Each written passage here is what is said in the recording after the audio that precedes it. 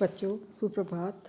मैं डॉक्टर सुमन गुप्ता, सह आचार्य समाजशास्त्र, राजकीय महाविद्यालय नावा नागौर। बच्चों आज हम फर्स्ट चैप्टर का ही जो दो प्रकार हमारे बच रहे थे, समाजशास्त्र समूह के अध्ययन के रूप में और समाजशास्त्र सामाजिक अंतःक्रियाओं के अध्ययन के रूप में जो परिभाषाएं हम देख रहे हैं। जो लोग कहते हैं कि समाजशास्त्र समूह के अध्ययन के रूप में है, ऐसा परिभाषित किया है, उसका जिक्र करेंगे हम। नोब्स, हाइन और फ्लेमिंग के अनुसार समाजशास्त्र समूह में लोगों का वैज्ञानिक और व्यवस्थित अध्ययन है, अर्थात समाजशास्त्र व्यवहार के उन प्रतिमानों की ओर ध्यान देता है जो संगठित समुदायों में रहने वाले लोगों में पाए जाते हैं। जॉनसन का कहना है कि समाजशास्त्र को सामाजिक समूह का अध्ययन माना है जॉनसन ने, और ये कहा कि समाजशास्त्र सामाजिक समूह का विज्ञान है। सामाजिक समूह सामाजिक अंतःक्रियाओं की ही एक व्यवस्था है, क्योंकि जब हम बच्चों समूह पढ़ेंगे तब हम पढ़ेंगे कि समूह जो है निर्माण अंतःक्रियाओं के परिणाम स्वरूप भी होता है। इसलिए हम कह रहे हैं कि सामाजिक समूह सामाजिक अंतःक्रियाओं का ही एक व्यवस्था है। जॉनसन का मानना है कि समाजशास्त्र सामाजिक संबंधों का अध्ययन कह देने से काम नहीं चलेगा, बल्कि हम एक निश्चित निष्कर्ष पर भी पहुंचना है। और अगर हम ये मानकर चलते हैं कि सामाजिक संबंधों का ही अध्ययन करता है समाजशास्त्र, तो हम किसी निष्कर्ष पर नहीं पहुंच सकेंगे। इसलिए समाजशास्त्र को सामाजिक समूह का विज्ञान माना जाना चाहिए। सामाजिक समूह का अर्थ जॉनसन के अनुसार केवल व्यक्तियों के समूह से नहीं होकर व्यक्तियों के मध्य उत्पन्न होने वाली अंतःक्रियाओं की व्यवस्था से है। व्यक्ति जब एक दूसरे के संपर्क में आता है, उनमें सामाजिक अंतःक्रिया होती है। इन्हीं अंतःक्रियाओं के आधार पर समूह बनते हैं, और समाजशास्त्र सामाजिक अंतःक्रियाओं के आधार पर बनने वाले ऐसे सामाजिक समूह का अध्ययन ही है। बच्चों जॉनसन ने आगे कहा कि समाजशास्त्र जो है सामाजिक संबंधों सामाजिक संबंधों की व्यवस्था ही है। समाजशास्त्र में उन्हीं सामाजिक संबंधों को महत्व दिया है जो सामाजिक अंतःक्रियाओं के परिणाम स्वरूप उत्पन्न हुए हैं। इसलिए समाजशास्त्र के अंतर्गत व्यक्तियों में हमारी रुचि केवल वहीं तक होती है जहाँ तक वे अंतःक्रियाओं की व्यवस्था में भाग लेते हैं। मतलब सामाजिक संबंधों के निर्माण के लिए अंतःक्रिया का होना जरूरी है। ठीक है, तो समूह के निर्माण में सामाजिक अंतःक्रियाएं के आधार के रूप में इन्हीं के आधार पर बनने वाले सामाजिक समूह का अध्ययन समाजशास्त्र में किया जाता है। सामाजिक समूह के अध्ययन को समाजशास्त्र में जो इतना महत्व इसलिए दिया जाता है क्योंकि व्यक्ति कहाँ रहता है, समूह में रहता है, और समूह में रहता है, समूह की गतिविधियों में भाग लेता है और अपने लक्ष्य अपनी आवश्यकताओं की पूर्ति करता है। इसलिए परिवार, समूह, नातेदारी, जाति समूह, खेलकूद के साथी, पड़ोस, विद्यालय समूह, व्यावसायिक समूह और राजनीतिक दल में वो क्या करता है, भाग लेता है। उससे उसकी पर्सनैलिटी, उसके व्यक्तित्व का विकास होता है। इसमें प्रत्येक समूह सामाजिक अंतःक्रियाओं की एक व्यवस्था है। जहाँ सामाजिक समूह का अध्ययन करते हैं तो अप्रत्यक्ष रूप में सामाजिक अंतःक्रियाओं के व्यवस्थित अध्ययन के महत्व को भी स्वीकार करते हैं। तो इस तरह से हम कह सकते हैं कि समाजशास्त्र जो है समूह के अध्ययन के रूप में है। इसके बाद हम बात करेंगे चौथा प्रकार, वो है समाजशास्त्र सामाजिक अंतःक्रियाओं के अध्ययन के रूप में। बच्चों कुछ समाजशास्त्री समाजशास्त्र को सामाजिक अंतःक्रियाओं के अध्ययन के रूप में परिभाषित करते हैं, और उनका ये मानना है कि सामाजिक संबंधों की बजाय सामाजिक अंतःक्रियाएं समाज का वास्तविक आधार है। सामाजिक संबंधों की संख्या अधिक है, इसलिए इनका ठीक से अध्ययन किया जाना कठिन है। अतः समाजशास्त्र में सामाजिक अंतःक्रियाओं का अध्ययन किया जाना चाहिए। अंतःक्रिया का अर्थ है जब दो या दो से अधिक व्यक्ति या समूह का जागरूक अवस्था में एक दूसरे के साथ संपर्क में आना और एक दूसरे के व्यवहार को प्रभावित करना और प्रभावित होना। सामाजिक संबंधों के निर्माण का आधार अंतःक्रिया ही है और इसलिए समाजशास्त्र को सामाजिक अंतःक्रियाओं का विज्ञान माना जाता है। इस आधार पर गिलिन और गिलिन ने जो डेफिनेशन दी है उसकी चर्चा हम करेंगे।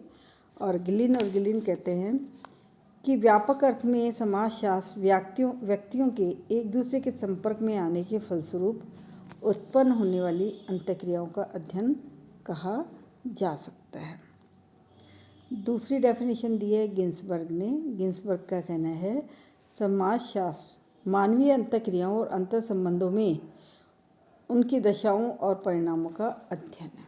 और अंतिम जो परिभाषा हम देखेंगे वो है जॉर्ज सीमेल की। जॉर्ज सीमेल का कहना है समाजशास्त्र मानवीय अंतर संबंधों के स्वरूपों का विज्ञान है। तो कुल मिलाकर हम ये कह सकते हैं कि समाजशास्त्र क्या है? समाजशास्त्र सामाजिक अंतःक्रियाओं का विज्ञान। निष्कर्ष में हम जो बात करेंगे वो ये है कुल मिलाकर कि इस संदर्भ में मैक्स वेबर ने कहा समाजशास्त्र वह विज्ञान है जो सामाजिक क्रियाओं का विश्लेषणात्मक बोध कराने का प्रयास करता है। इसी तरह से टालकट पार्सन्स ने कहा कि संपूर्ण सामाजिक संरचना सामाजिक संबंधों, समाज और सामाजिक व्यवस्था को क्रिया की धारणा के माध्यम से ही समझ सकते हैं। वहीं सोरोकिन ने कहा समाजशास्त्र सामाजिक सांस्कृतिक प्रघटनाओं के सामान्य स्वरूपों, प्रकारों और अनेक अंतर संबंधों का सामान्य विज्ञान है। व्यापक अर्थ में अगर हम देखते हैं तो हम कहेंगे कि समाजशास्त्र समाज व्यवस्था का अध्ययन करने वाला विज्ञान है। इसलिए निष्कर्ष में हम कह सकते हैं कि समाजशास्त्र संपूर्ण समाज का एक समग्र इकाई के रूप में अध्ययन करने वाला विज्ञान है। इसमें सामाजिक संबंधों का व्यवस्थित अध्ययन किया जाता है। सामाजिक संबंधों को ठीक से समझने की दृष्टि से सामाजिक क्रिया, सामाजिक अंतःक्रिया एवं सामाजिक मूल्यों के अध्ययन पर इस शास्त्र में विशेष रूप से जोर दिया जाता है। इसके बाद इन परिभाषाओं के बाद हम बात करेंगे आज समाजशास्त्र का विषय क्षेत्र। बच्चों, समाजशास्त्र का विषय क्षेत्र का मतलब होता है कि ये विज्ञान कहाँ तक फैलाव है, इसकी सीमाएं कहाँ तक है, ये आज हम देखेंगे। इंकल्स, जिनका नाम है एलेक्स इंकल्स, इनकी किताब का नाम आप चाहो तो नोट कर सकते हो, एलेक्स इंकल्स पूरा नाम है इनका, और किताब का नाम है व्हाट इज़ सोशियोलॉजी। इंकल्स कहते हैं समाजशास्त्र परिवर्तनशील समाज का अध्ययन करता है, इसलिए समाजशास्त्र के अध्ययन की न तो कोई सीमा निर्धारित की जा सकती है और न ही इसका अध्ययन क्षेत्र निर्धारित किया जा सकता। क्षेत्र का मतलब जो हम समझते हैं वो ये है कि ये विज्ञान कहाँ तक फैला हुआ है और इसका विस्तार कहाँ तक है। इस संदर्भ में इसकी सीमाओं को तय करने के संदर्भ में समाजशास्त्रियों में दो प्रकार के मत हैं। एक स्वरूपात्मक अथवा विशिष्टात्मक संप्रदाय और दूसरा है समन्वयात्मक संप्रदाय। बच्चों, आज हम पहले करेंगे बात स्वरूपात्मक संप्रदाय की। स्वरूपात्मक संप्रदाय जो है इसकी अलग अलग लोगों ने चर्चा की थी, अलग अलग विचार व्यक्त किए इस संदर्भ में। स्वरूपात्मक संप्रदाय के प्रवर्तक जॉर्ज सीमेल जर्मन समाजशास्त्री हैं। जॉर्ज सीमेल, इन्होंने इस संप्रदाय का जनक कहा जाता है। इस संप्रदाय से संबंधित बहुत सारे लोगों ने अपने विचार व्यक्त किए हैं, जिनमें वीरकांट, वॉन वीज, मैक्स वेबर और टॉनिज प्रमुख हैं। इस विचारधारा के लोगों का मानना है कि जैसे अन्य विज्ञान जैसे राजनीति शास्त्र, भूगोल, अर्थशास्त्र, इतिहास, भौतिक शास्त्र, रसायन शास्त्र आदि के समान समाजशास्त्र भी एक स्वतंत्र एवं विशेष विज्ञान है। जैसे प्रत्येक विज्ञान की अपनी कोई प्रमुख समस्या या सामग्री होती है, उसका अध्ययन उसी शास्त्र के अंतर्गत किया जाता है, ठीक उसी प्रकार समाजशास्त्र के अंतर्गत अध्ययन की जाने वाली कोई भी मुख्य सामग्री या समस्या होनी चाहिए। ऐसा होने पर ही समाजशास्त्र एक विशिष्ट एवं स्वतंत्र विज्ञान बन पाएगा। बच्चों, समाजशास्त्र एक विशिष्ट विज्ञान बनाने के लिए ये आवश्यक है कि इसके अंतर्गत सभी प्रकार के सामाजिक संबंधों को अध्ययन नहीं करके केवल विशिष्ट स्वरूप विशिष्ट संबंधों का ही अध्ययन किया जाए। और इस बात पर स्वरूपात्मक संप्रदाय के समर्थकों ने प्रवर्तकों ने जोर दिया है और इसीलिए इसका नाम स्वरूपात्मक संप्रदाय भी रखा गया है। इस विचारधारा से जुड़े हुए कुछ लोगों की बात हम करेंगे यहाँ पे, और उसमें है जॉर्ज सिमिल। पहला, जॉर्ज सिमिल का कहना है कि समाजशास्त्र को एक विशेष विज्ञान बनाना चाहिए और इसके लिए समाजशास्त्र को सामाजिक संबंधों के स्वरूपों का अध्ययन कहा है उन्होंने। और उनका ये मानना है कि यदि अन्य विज्ञानों के समान समाजशास्त्र भी सामाजिक संबंधों की अंतर्वस्तु का अध्ययन करने लगा तो इसे हम जो सपना देख रहे हैं एक विशिष्ट विज्ञान बनाने का, वो पूरा नहीं हो सकेगा।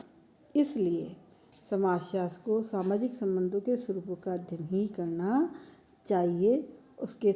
उनके अनुसार भौतिक एवं अभौतिक वस्तुओं का अपना एक स्वरूप, एक अंतर्वस्तु होती है जो एक दूसरे से क्या होती है, भिन्न प्रकार की होती है। इसलिए स्वरूप और अंतर्वस्तु का एक दूसरे पर कोई प्रभाव नहीं पड़ता है। ठीक है, तो इस तरह से बात की जॉर्ज सिमिल ने। फिर उन्होंने एक उदाहरण दिया कि जैसे एक दूध की बोतल है या शराब की बोतल है, आप उसमें कुछ भी भरते हो तो उससे उसके गुण पर कोई विशेष प्रभाव नहीं पड़ता है। ठीक है, इनके स्वरूप या बोतलों की अंतर्वस्तु पर कोई विशेष प्रभाव नहीं पड़ता है। बोतल की विशेष आकृति या बनावट उसका स्वरूप है, उसमें आप चाहे दूध भरें, चाहे पानी भरें, या शराब भरें, या चीनी भरें, कुछ भी भर सकते हैं। तो अंतर्वस्तु को उस बाहरी स्वरूप के अंदर कुछ भी डालें तो उसके अंतर्वस्तु पर कोई प्रभाव नहीं पड़ता, ऐसा जॉर्ज सिमिल ने कहा। इसी विचार को वीरकांट ने भी कहा और वीरकांट भी समाजशास्त्र को एक विशेष विज्ञान बनाने के समर्थक रहे हैं।